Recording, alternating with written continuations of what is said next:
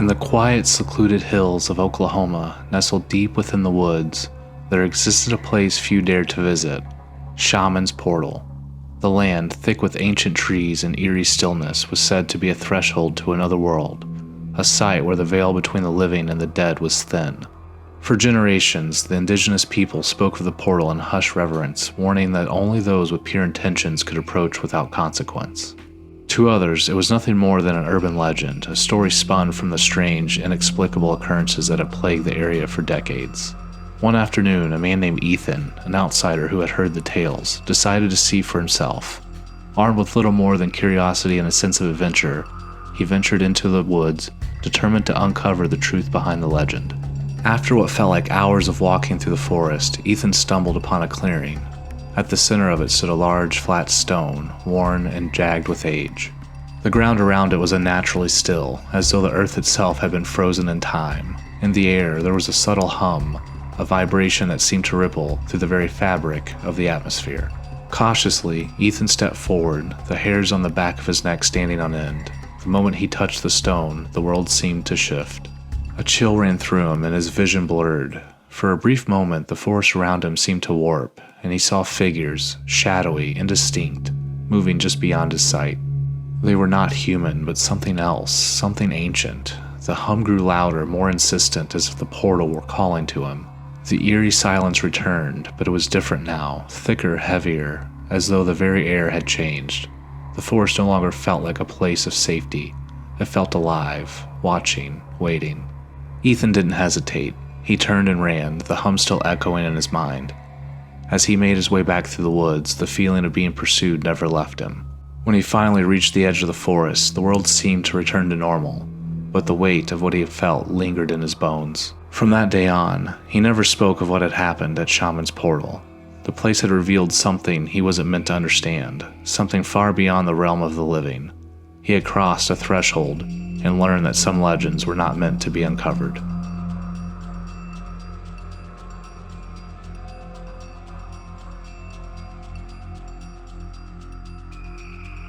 In the dense fog-covered woods of Oregon, there was a stretch of road known as the Bandage Man's Highway. The locals spoke of an old twisted legend, one that had been passed down through generations, of a man horribly disfigured and wrapped in bandages, who had haunted the area, seeking revenge for an accident that had left him scarred. The story was a chilling one, and the most who heard it dismissed it as nothing more than folklore. But those who lived nearby, the fear was real. One late autumn night, a young couple, Jane and Mark, found themselves driving down the winding road, their headlights cutting through the thick fog. They had heard the stories, but they were skeptical, convinced that the tales of the Bandage Man were just that, tales. They laughed as the road twisted and turned, but as the minutes passed, a sense of unease began to settle over them. As they neared the bend in the road, Mark slammed on the brakes. The headlights illuminated something in the distance, someone standing in the middle of the road. The figure was tall, unnaturally still, and wrapped in what appeared to be tattered bandages. The figure didn't move, didn't flinch as the car came to a halt just feet away. It was as if he materialized out of the fog. Jane's heart raced as she gripped the seat, urging Mark to go. Mark, too stunned to react, stared at the figure, his mind racing with disbelief. The bandaged man remained motionless, the faintest glow from the headlights revealing the distorted, grotesque form beneath the wrapping.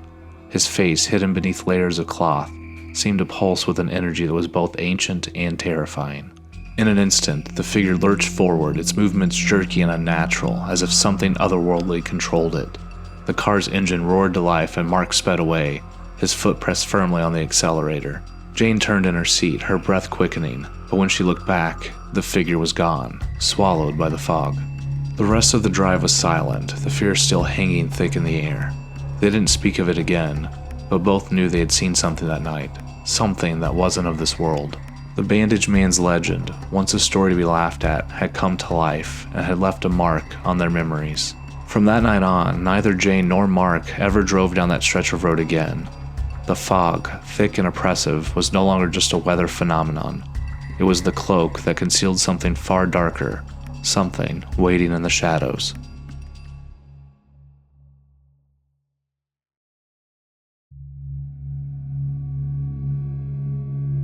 In the rolling hills of Pennsylvania, there was a stretch of road that locals whispered about with a mix of fear and curiosity. The legend of the bus to nowhere had circulated for years, of a bus that appeared out of nowhere, ferrying passengers to an unknown destination, only for them never to return. No one knew exactly when or where it appeared, but those who claimed to have seen it spoke of its eerie, desolate presence often late at night when the roads were empty and the fog rolled in thick. One evening in the fall, a young man named Ryan, eager to prove his bravery, decided to investigate the legend for himself. He had heard the stories countless times, and like many before him, thought they were simply urban myths. He drove his car out towards the secluded road that the bus was rumored to take. The streets were quiet, the only sound being the hum of the engine and the occasional rustle of leaves in the wind. The road twisted and turned, and as Ryan rounded a sharp bend, he saw it, an old weathered bus sitting at the side of the road, its lights dim but glowing faintly through the mist. The bus was unlike any he had seen before. It was worn, its paint peeling, and the windows were fogged over, making it impossible to see inside. The strange thing is it hadn't been there moments before. There was no way it had appeared out of thin air, yet here it was, as if it had always been waiting. Ryan slowed the car to a crawl, his curiosity piqued. The bus seemed abandoned, but there was something unsettling about it, something that tugged at him, urging him to approach. He parked the car at a distance, the fog thickening around him, and he stepped out. The air was unnaturally cold, and a strange stillness hung in the air. As he walked towards the bus, the doors creaked open, as if inviting him in. Before he could reach the door, however, the fog thickened even more, and the bus suddenly revved its engine. Without warning, it pulled away, vanishing into the mist as quickly as it appeared. Ryan stood there, frozen, heart racing, as the sound of the engine faded into the distance. The fog remained, suffocating and thick, but the bus was gone. He never saw it again. The legend of the bus to nowhere was no longer a tale to be laughed at. It was reality that lingered in his mind, a reminder that some roads lead to places better left unexplored.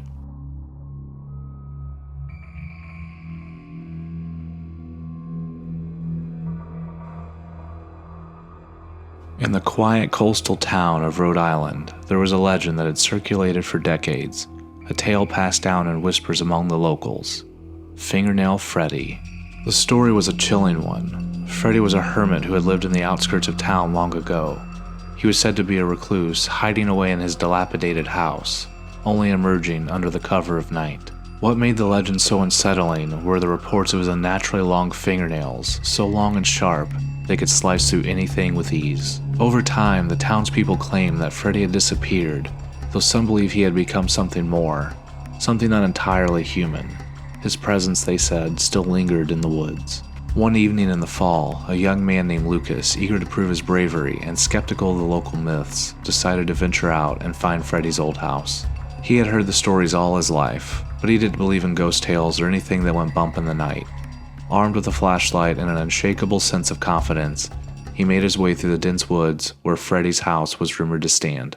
He wasn't sure what he expected to find, perhaps an old shack, abandoned and forgotten, or maybe nothing at all. But as he pushed forward, a strange sensation crept over him. Then, through the trees, he saw it, a dilapidated house barely standing, its windows dark and lifeless.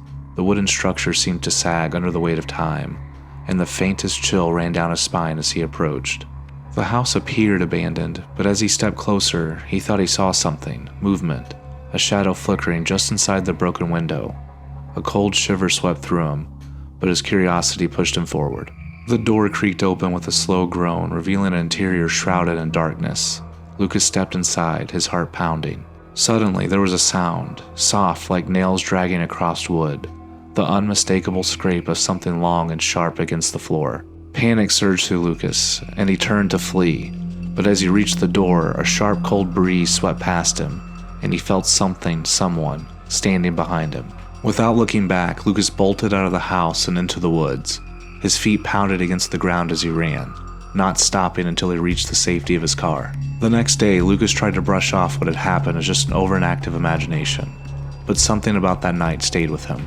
He never returned to the woods, and the legend of Fingernail Freddie, once just a story, was no longer a myth.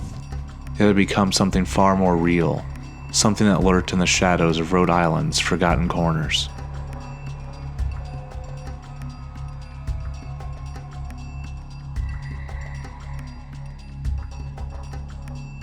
In the deep swamps of South Carolina, hidden beneath the thick canopies of cypress trees, there was a place that locals spoke of in hushed tones, Scape or Swamp. For years, the swamp had been the source of strange tales and chilling sightings, but none more infamous than the legend of the Lizard Man.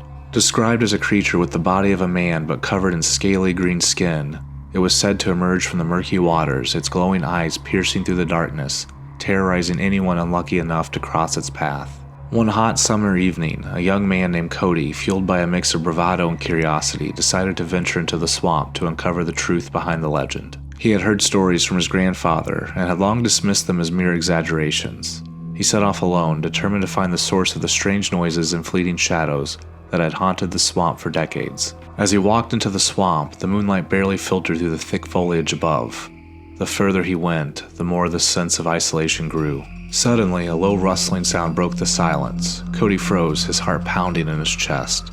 His flashlight flickered, casting fleeting shadows across the trees. He turned slowly, searching the darkness for any sign of movement. The rustling grew louder, and he could hear something. Large, heavy steps crunching through the underbrush, moving closer. Then, from the edge of the water, he saw it, glowing eyes peering out from the shadows, watching him intently.